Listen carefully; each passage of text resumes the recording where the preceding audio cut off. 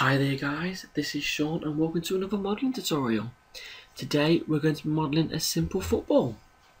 So let's get this ball rolling, shall we? Right, first things first, select the perspective screen for me and let's make sure shaded and edge faces is selected. Right, and then once that's done, let's go to the bottom right hand corner of the screen and select maximise viewport for me. And then let's go to extended primitives and select header for me, middle of the page, that's it, scroll up and make sure dodec/icos is selected in the family screen, and a radius I'm going to choose 30, but again it's just down to personal preference. And let's scroll up to go to the family parameters screen. Right, in the P field, this can be between 0.35 and 0.40 recommendation, but I'm going to change that to 0.37. Again, it's down to personal preference. Now, as you can see, the outline of the ball is starting to come together now. Right, so now let's convert to edit poly, and I'll select edge mode for me and press Ctrl A, which selects all of the edges. Otherwise, if you're doing it one by one, it'll be slightly annoying. And let's scroll down and go to split. Okay, come out of edge mode for me and select polygon mode. And press Ctrl A for me, which again selects all the polygons. And now what we're going to do is go to the modifier list and scroll down to the modifier tessellate. Okay, so make sure polygons is selected and iterations is 2. I'll just give you a second to get to this stage. And then come out of polygon mode for me. And now we're going to go to another modifier called Sperify. As you can see, it makes it a little bit more rounder. And make sure the Sperify modifier is above the tessellate modifier, because as you can see, if tessellate was above, then it doesn't give you the roundness. So put the Sperify above, and again there's a roundness. Now from the modifier list we're going to select edit poly, as you can see, and now we're going to select polygon mode. And now we're going to scroll down to the bevel tool, and then we're going to click settings and make sure group is selected. Height wise, I would say it's anywhere between 0.6 and 0.9, but I'm going to go with a 0.8 today. As you can see, the outline of the shapes are coming together now, and the outline I would say is anywhere between 0.4 and 0.8, but I'm going to go with a negative 0.5 today. As you can see, it's definitely coming together now. Select OK for me. I'll just give you a second to get to this stage. And now, come out of polygon mode for me, and we're going to collapse that and go to the modifier list again and go to mesh smooth. As you can see, that's a lot rounder, isn't it? Okay, and make sure the subdivision method is removed from norms and moved to classic. Okay, so that is actually the ball complete. Now it's just down to the colour and material. So we're going to give it a quick render. So let's go to render production in the top right hand corner for me. See, look at that, the ball is looking very nice now. Okay, so now what we need to do is convert all of this to edit poly. So right click on the ball and convert to edit poly. And select element mode for me. And now what we need to do is select the 5-sided shapes. So when we're doing this, make sure you keep hold of control and select the 5-sided shapes, because otherwise, as you can see, if control wasn't selected, then when you select one 5-sided shape and go to another, it just doesn't come together, does it? So make sure control is selected. As we get down the videos, you will realise you'll need to keep hold of control and A a lot. And also, if the grid is annoying you a little bit, just press the G button on the keyboard and voila, the grid's disappeared. So now I'll give you a second while I'm doing this. Select all the 5-sided shapes for me. Remember, keep hold of control. think that could be it now. It's looking good to me. And now select the M to go to material editor for me, because I've already made my materials, but I'll just show you how to do this again. Right, so select an empty slot, go to diffuse for me, and scroll to black. Okay, give you a second to get to this stage. Now what we'll do is we'll drag the black material onto the highlighted pieces, and as you can see, it's now black. And now while we're here, I'm going to click the white material. So again, go to an empty slot, go to diffuse for me, and we don't want a flat white, we want a middle white grey, so about there will do. Perfect. And now what we need to do is press Ctrl and I on the keyboard to inverse the highlighted polygons. So now we're going to drag the whitey grey to the football, and voila! Let's come off element mode. We have ourselves a football. Let's render that, and as you can see, a football. So that's fantastic. Now what I'm going to do, this is the end of this tutorial, but I'm going to pass you on to my good friend Steak, who's going to show you how to make a 2010 World Cup Jabulani football. Okay, thank you very much for watching, and I'll see you again. Hey guys, Steak here. As Sean mentioned, I'll be taking over to teach you how to model the Jabulani football from the 2010 World Cup. Now this is what the ball looks like, in case you didn't know, and like I said, I'll be teaching you to model this. I won't be showing you how to texture this, so let's get on with it. First thing we need to do, in the Create tab, come over to the next option and click Shapes, and click N-Gon in the top viewport. I'll maximize that, hold Alt, press W, make sure Snap Toggle and Angle Snap Toggle is on, click from the middle and drag out. Doesn't matter what size, because we'll edit it in the modify panel. Change the size to 3 and the radius to any number you want. I usually make objects the realistic size, but for the purposes of showing you how to do this, I'm just going to make it a bit bigger. So the first radius is 50 centimeters, and then rotate this 90 degrees to point upwards. Now holding shift, rotate this 180 degrees to point down, like that. This second triangle has got to be 10 centimeters bigger than the first, so change it from 50 to 60, like that. In fact, let's try 70. Yeah, we'll do 70, and then hold in any of them, right click and convert to editable spline, then come down to the geometry panel, click attach and click the second object. Now in spline mode, 3 for shortcut, click the smaller spline, scroll down to the geometry section again, and making sure intersection is on, click Boolean and click the bigger triangle, and this is what we'll have left. Next thing we need to do is convert to an editable poly and go to edge mode. Now make sure snap toggle is on, right click it to get the settings, make sure perpendicular and midpoints are selected, and then come down to cut and cut a line from this this edge to this edge, making sure it's in the middle, like that, and then the same from that edge to that edge and down the middle. Next thing we need to do is delete this line, and this line. Hold Control, press backspace, that gets rid of the vertices as well.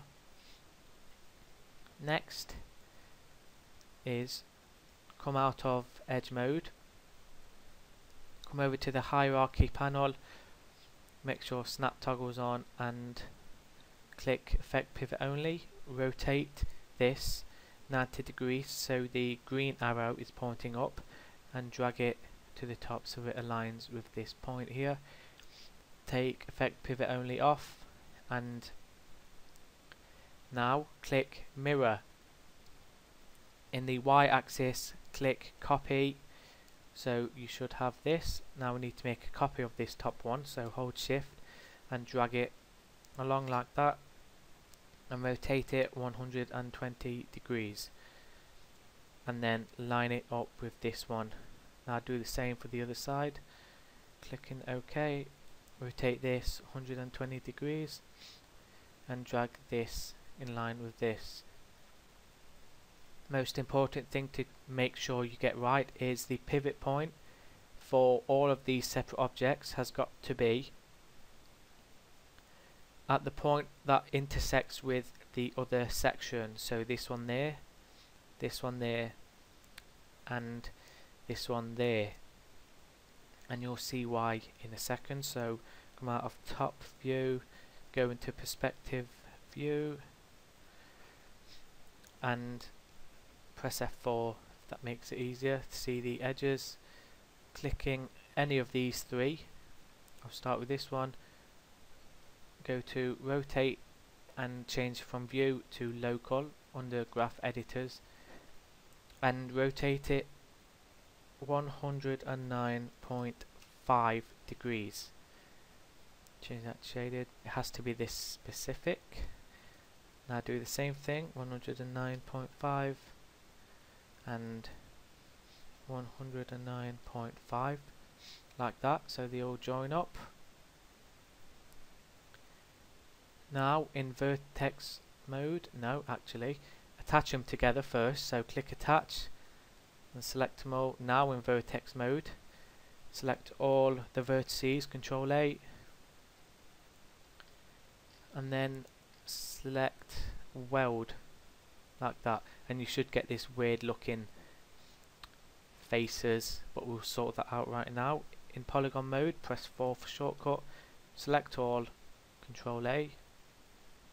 First click flip, so we get this, it flips the normals, and then scroll down all the way down to polygon smoothing groups and click clear all, and this is what you should have. Okay, next thing we need to do is scroll all the way back up, go to border mode, select all the borders,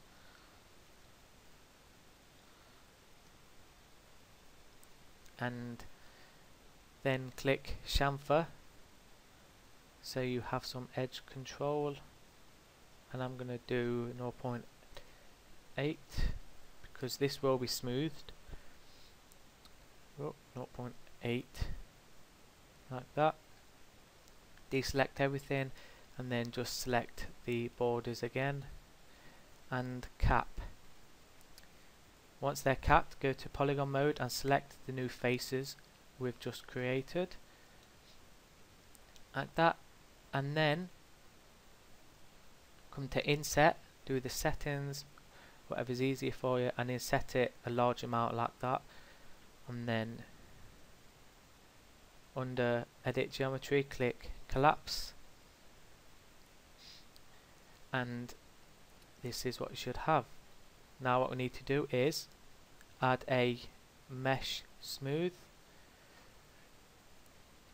up here, where is it, there, 2 iterations, and that looks nothing like a ball, which is exactly where we need to be. So now we're going to actually make it look like a ball and add a spherify modifier like that, and then convert this to an editable poly. So this is what you should have. Now we need to align the pivot to the center, so effect pivot only in the hierarchy panel, center to object like that, and with the select and move tool just right click these arrows and move it to the middle like that. Now what we need to do in edge mode is these rings that are already selected are too small, so we need to go 1, 2, 3 ring sets up. So double click that ring like that, and then the same for the others. I'm just going to change this to grey, it's a lot easier to see, like that. Great, take snap toggle off, it's quite annoying, and then click split. Okay, now do the same thing with these lines here that connect this one to this one. Okay, do the same thing.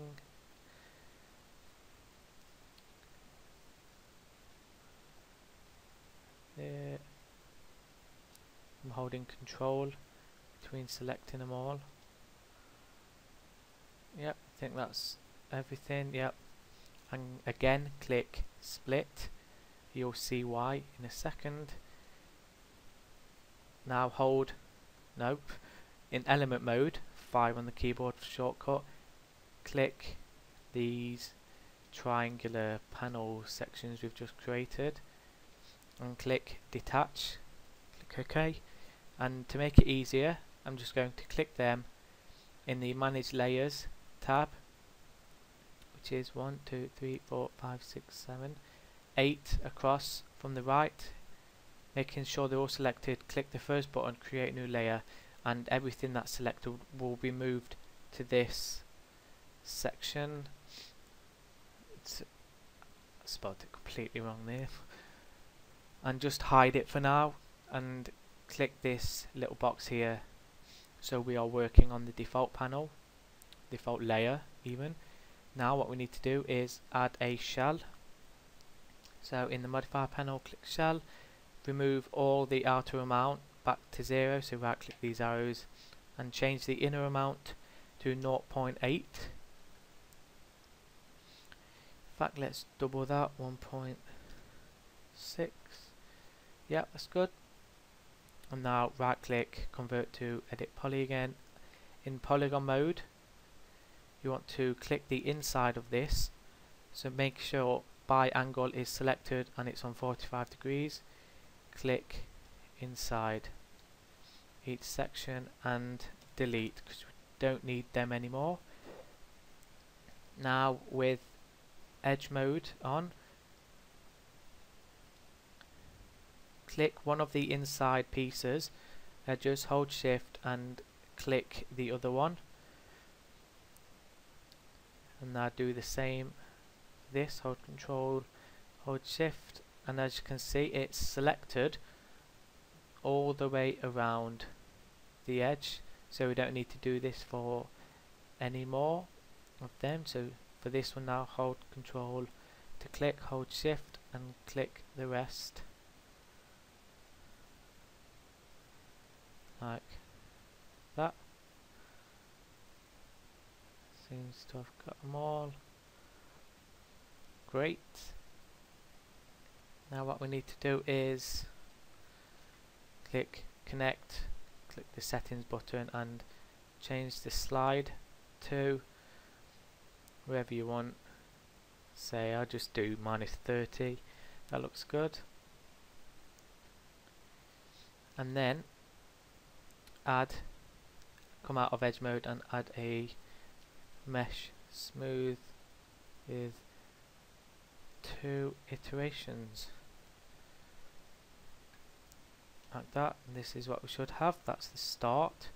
Now these triangular sections, click manage layers, hide the default layer and show the triangular layer and select this box again. And now we're basically doing the same for these. Shell modifier at 1.6, convert to editable poly and just by angle select all the inside faces, delete them and then select the edges.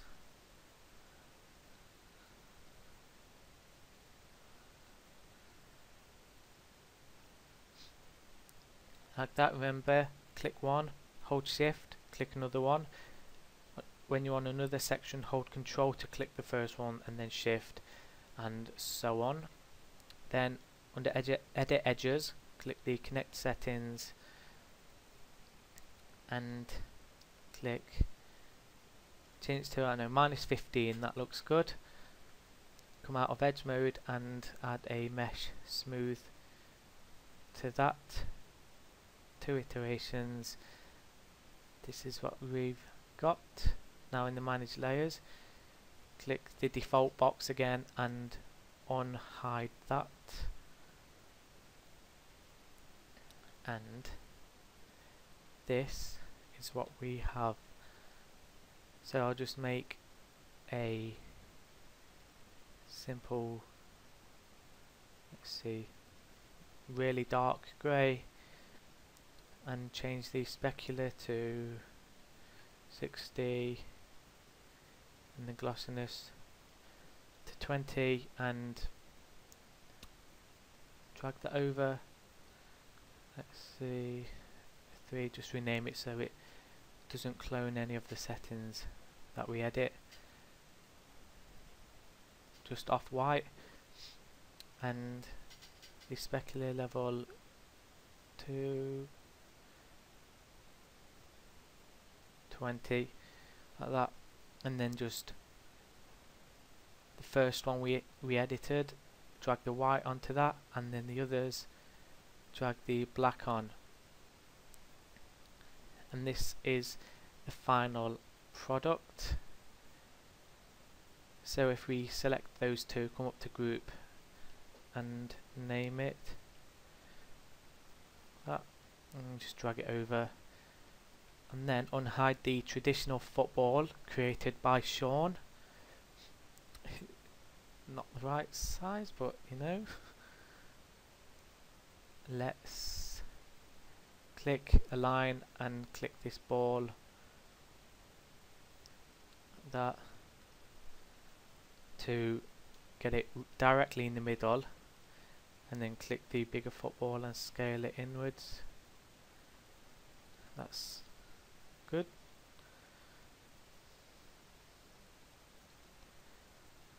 That, just drag it in the middle. This is just for show you the difference. So here are the 2 different styles of football. I hope you've enjoyed this tutorial and learnt a lot. Join us next Tuesday for Sean's next tutorial, and join me on Thursday for my next tutorial. So I hope you've enjoyed it, and I'll see you later.